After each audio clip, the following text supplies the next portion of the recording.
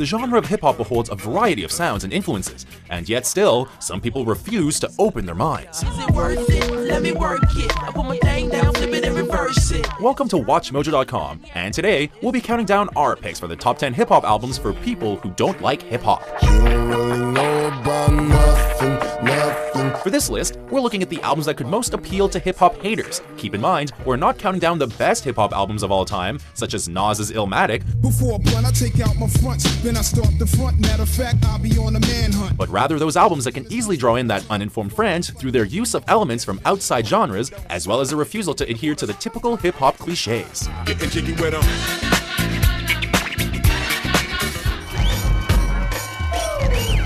Number 10. Kala, MIA. Many people associate hip-hop with inner-city America and street lifestyle, but MIA's Kala reminds of a collective world beat. It's a dance record at its core, but the fusion of cultural music creates a sound that's more heritage and less about typical rap cliches.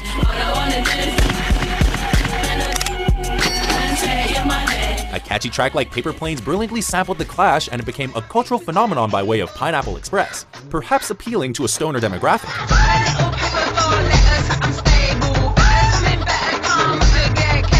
Intellectually and artistically, MIA demonstrates a connection to her past while providing a musical aesthetic that one can easily move their body to. And if you don't feel that, perhaps you just have a difficult time feeling music in general.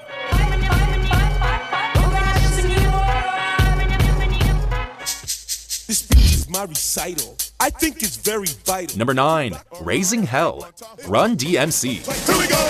It's tricky to rock around. That's right, on time is tricky. Now this is the album that first exemplified how the genres of rock and rap can intermix, featuring a variety of old school classics, including an iconic collaboration with Aerosmith. Raising Hell lays down the fundamental core of hip-hop: beats, rhymes, and bravado. But you don't need to inherently connect with the lyrics to fully appreciate the album, as the accessible party rock nature means that anybody can press play and just kick it. Of course, the delivery of the lyrics can potentially reel in the uneducated hater of hip-hop, considering the style of a track like It's Tricky. People talking, try to make us rhyme. They really hawk, but we just walk because we have no time. All in all, the album progressed the art form of rap in the mid-1980s, breaking down barriers and opening minds in the process. You be illin', illin'. You be illin', illin'. Good morning. Number 8. Graduation, Kanye West. Wake up, Mr. West, Mr. West, Mr. Fresh, Mr. By himself, he's so impressed. In the age of the Kardashians, Kanye West is a recognized figure of pop culture.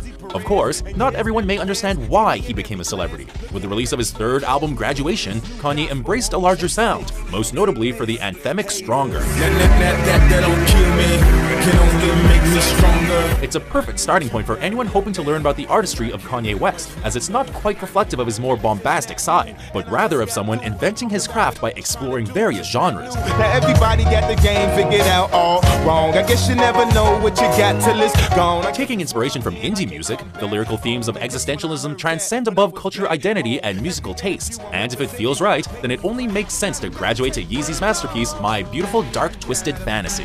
Run away fast as you can.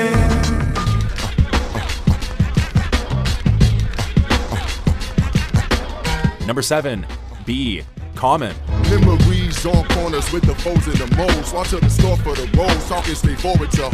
Produced by Common's fellow Chicagoan Kanye West, this album reflects the latter's creative aesthetic pre-graduation. For Common, it allowed him to re-emerge as a prominent lyricist, complemented by a more focused and somewhat commercial sound. The judge yelled for order, court reporter making her words shorter. His lawyer sat next to him. She could see how the trial was affecting him. Given the context of Kanye's willingness to explore a more social groove, B can easily be enjoyed by the non-believer, as the inherent message of the title urges one to be happy with themselves. We make love and then laughter. And any way I wanted, I could have her. Then there's Go, which features an appearance from singer-songwriter John Mayer, highlighting the idea that some hip-hop music relies heavily on musical and personal ideology, rather than adhering to perceived genre restrictions.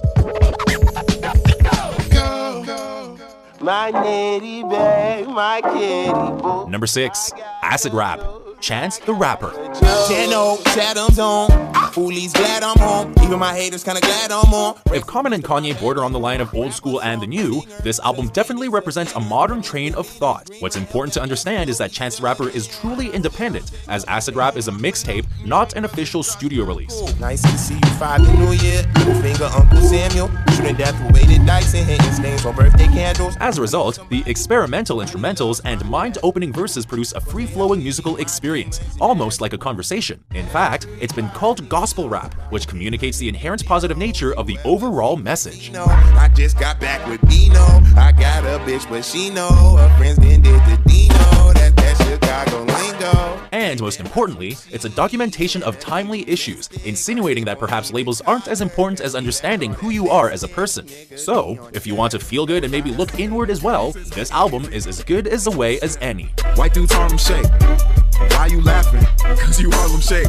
I was never fake, I was just too good to be true. That's acid rap, we killed the track. You had your chance and be no too.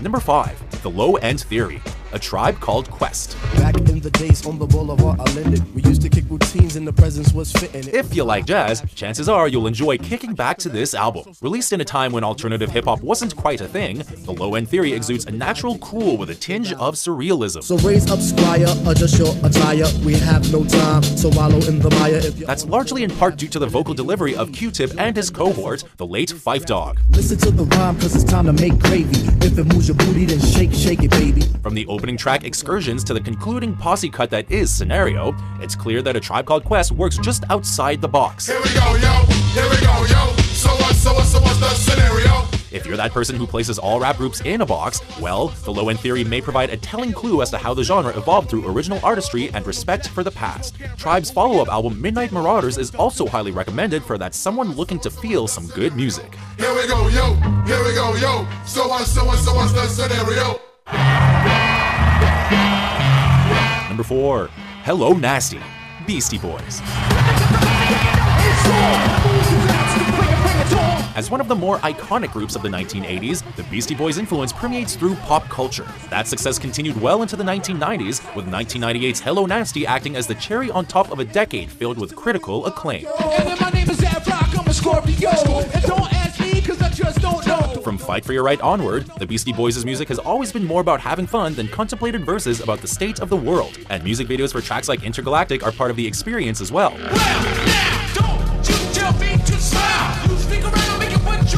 But if you're not convinced by Hello Nasty, then check out License to Ill or Paul's Boutique and try again when you're ready. Hey, ladies!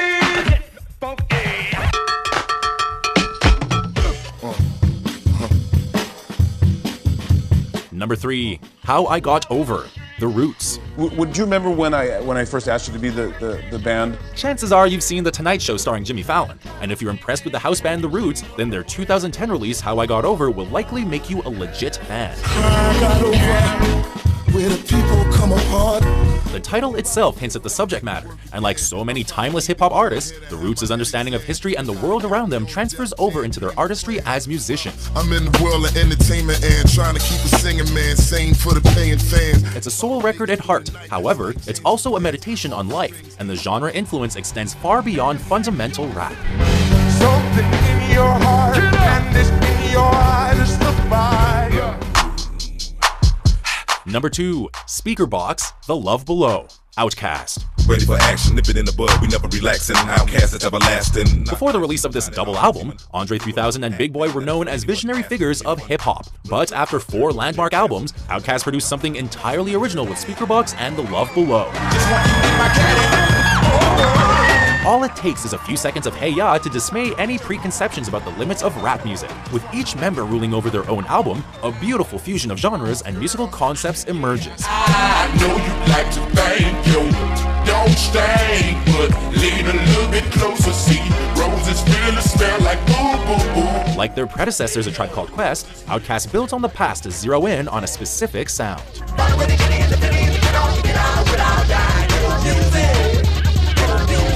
Before we unveil our number 1 pick, here are a few honorable mentions. I used to be the brother for others, they used to come on. Now they be the lovers of brothers they can't front on. Psionically, bionically, forget how you feel, especially formulated. The rest of you fornicated, it takes me. I'm on the pursuit of happiness and I know everything is shining. shine ain't always gold.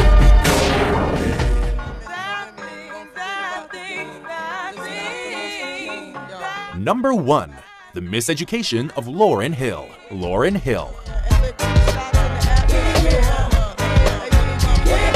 Nostalgia can often lead people directly to hip-hop. In the case of The Miseducation of Lauryn Hill, the chorus of the album's lead single channels classic R&B, which can be enough to grab the attention of any listener.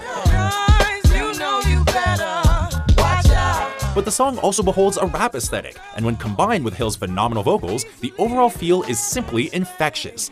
Let me tell you that everything is everything. Everything is everything. It's the overall depth and the perspective of Lauryn Hill's music that solidifies the album as a pure classic. I know you care for me, there for me, there for me. Said you'll be there for me, cry for me, cry for me. Furthermore, the album progressed the hip-hop genre forward into the 21st century as the album became a legitimate mainstream sensation. While the music can be enjoyed with a sense of context or an understanding of Hill's past with the Fugees, her subsequent departure from the music scene makes it even more unique. The final hour, you can get the money, you can get the power, keep your eyes on, the final hour. So, do you agree with our selections? What hip-hop albums do you recommend to the uninformed? For more mind-blowing top 10s published every day, be sure to subscribe to WatchMojo.com.